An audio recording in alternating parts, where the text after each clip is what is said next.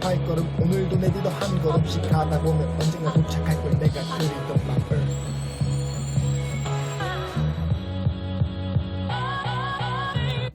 네, 안녕하세요. 디트레인 채널 홍덕입니다. 오늘은 앙케이트 시상식에 숨겨진 이 심리학적 원리에 대해서 소개하고자 합니다.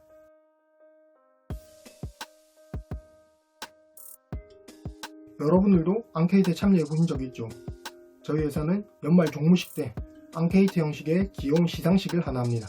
종무식 2주 전에 투표 용지를 나눠주고 거기에 이제 회사에서 가장 솔선수범하는 솔선수범왕, 그리고 가장 에너지가 넘치는 에너지왕, 그리고 가장 인싸로 생각되는 인싸왕, 이렇게 특정 타이틀에 적합한 인물들을 투표하도록 합니다. 그리고는 종무식 당일에 전 직원이 보는 앞에서 상품과 함께 시상식을 합니다. 네, 이러한 앙케이트 시상식에선 아주 재밌는 심리학적 반응들을 볼 수 있습니다. 심리적 반응은 투표를 공개하는 시점에서부터 나타납니다. 투표를 한 직원들은 결과 발표 시점에 일관성과 관련된 심리학적 반응을 보입니다. 자신이 투표한 사람이 뽑힐 거라고 확신하는 것이죠. 이유는 자기가 뽑았기 때문입니다. 더욱 흥미로운 현상은 시상식 이후의 상황입니다. 이번에는 연초부터 재택근무를 하게 되어서 이 흥미로운 현상을 직접 눈으로 볼 수는 없었지만 만약 재택이 아니었다면 저는 심리학적으로 충분히 예상 가능합니다. 네, 먼저 솔선수범왕으로 선정된 사람은 시상식 이전보다 회사 공공시설물을 훨씬 더 잘 관리할 겁니다. 만약 제가 회사에서 도움이 필요한 일이 생긴다면 이 솔선수범왕에게 부탁하는 것이 가장 효율적일 것입니다. 네, 다른 왕들도 마찬가지입니다. 인싸왕은 당분간 점심시간에 혼자 밥 먹는 일이 없을 겁니다. 그리고 에너지왕은 아무리 피곤해도 점심시간에 엎드려 졸지 않겠죠. 그리고 먹방왕은 어느 때보다 그 누구보다 찰지게 먹을 겁니다. 이게 심리학이랑 뭐가 관련있나 싶나요? 우리는 자신이 이미 한 말이나 행동을 일관성 있게 유지하려고 하는 심리를 가지고 있습니다. 일단 우리가 어떤 선택을 하거나 입장을 취하면 우리는 기존의 태도와 일관성을 유지해야 한다는 압박감을 느낍니다. 특히나 앙케이트 시상식처럼 공개적으로 정립된 입장일수록 그 압박감은 더욱 큽니다. 미국 뉴욕시의 대변에서 이 일관성과 관련된 재미있는 실험을 하나 했습니다. 상황은 다음과 같습니다. 연구자는 대변에 놀러온 척 일광욕 중인 사람 옆에 이렇게 눕습니다. 그런 다음에 자신의 개인 물품을 그대로 두고 그 자리에 두고 자리를 뜹니다. 이때 첫 번째 케이스에서는 일광욕 중인 사람한테 내 물품을 봐줄 수 있냐라고 물어보고 그 사람의 입에서 봐주겠다라는 말을 듣고 이동을 합니다. 두 번째 그룹에게는 아무런 말도 없이 그냥 자리를 뜹니다. 이후 또 다른 연구자가 그 자리에 있던 물건을 도둑인 척 들고 튑니다. 이때 아무런 요청을 듣지 않았던 그룹에게서는 20명 중에서 단 4명만이 그 도둑을 쫓았습니다. 그런데 자기 입에서 맡아주겠다라고 말을 했던 사람은 20명 중에서 19명이 도둑을 쫓았습니다. 내 물품을 봐줄 수 있냐? 봐주겠다 라는 일관성 유지의 힘을 보일 수 있는 상황이었습니다.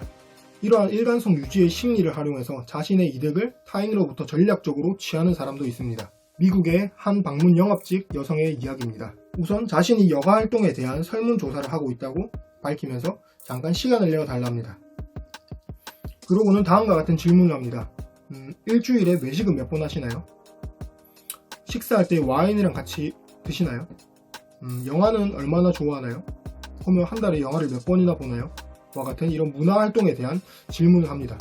이 질문에 답하는 남자는 자신이 좀 더 매력적으로 보이기 위해서 평소보다 과장해서 말을 합니다. 이때 그녀의 마지막 질문이 나옵니다. 응답하신 내용을 바탕으로 볼 때 클럽 아메리카에 가입하면 연간 $1200를 줄일 수 있습니다. 허세 부린 남자는 이때 제안을 거절하기가 힘듭니다. 거절하려면 두 가지 중에 하나를 택해야 되죠. 이때까지 내가 당신에게 대답한 게 거짓말이다 라는 이 거짓말쟁이가 되거나 $1200를 기회를 놓치는 멍청이가 되거나, 결국 이 남성은 자기가 별 필요도 없는 그 클럽 아메리카에 가입하게 됩니다. 이 남자는 세계적인 설득 연구 분야의 대부인 로버트 치알디니였습니다. 평생 설득을 연구하고 실험하는 사람도 여기 당할 수밖에 없는 거죠. 다시 앙케이트 시상식으로 돌아가 볼까요? 선정된 왕은 전 직원들 앞에서 솔선수범의 상징, 그리고 인싸의 상징, 에너지의 상징이 되며 축하받습니다. 거기다가 보상까지, 상품이라는 보상까지 받게 되죠.